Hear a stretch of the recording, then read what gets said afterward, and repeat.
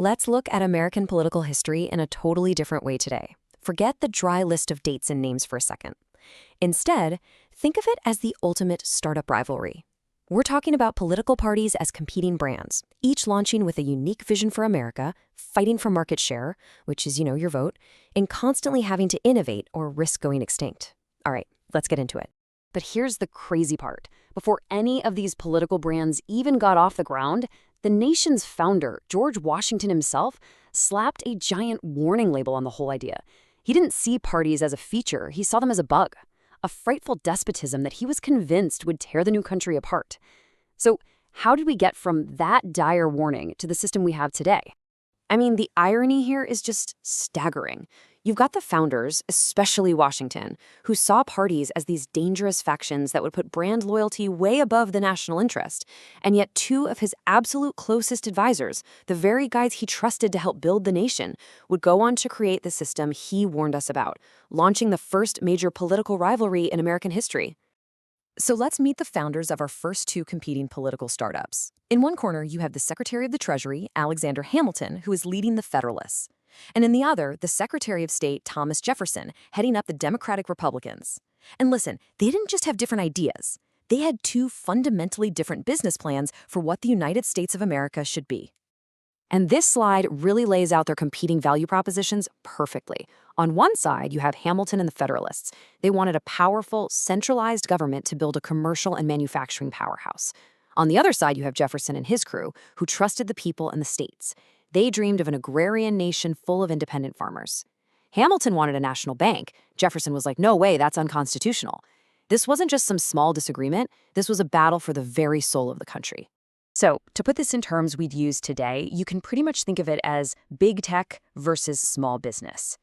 Hamilton saw the future in big national systems, global trade and finance.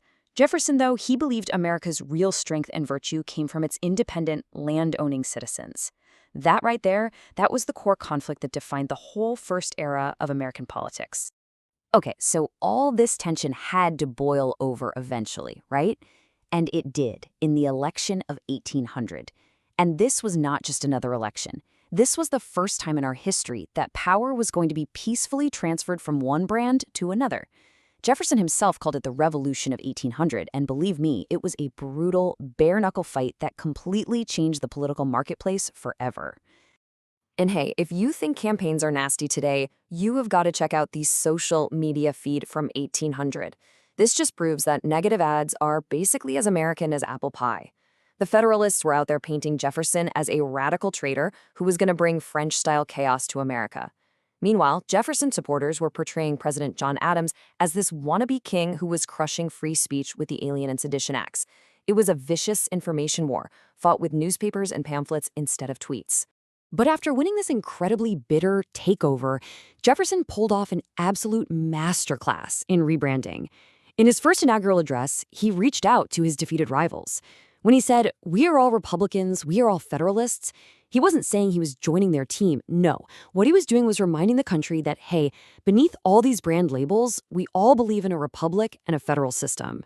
It was a genius move to unify a super divided nation and basically calm the political markets. So after the Federalist brand kind of faded away, a whole new era of competition began. That old business model of politics just for the elite, it was over, totally obsolete.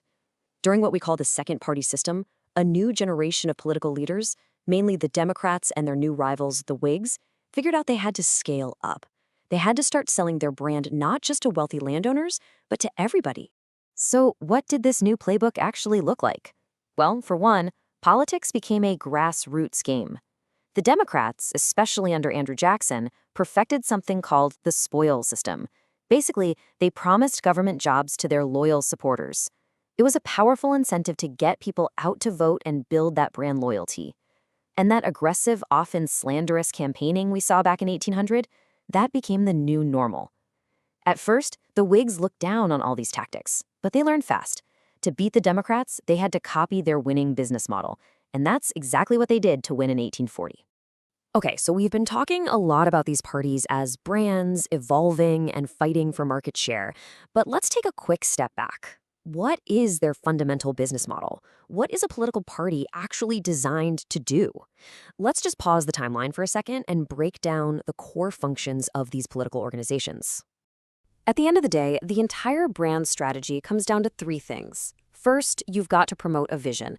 This is your brand identity, right? Your core beliefs about how the country should be run.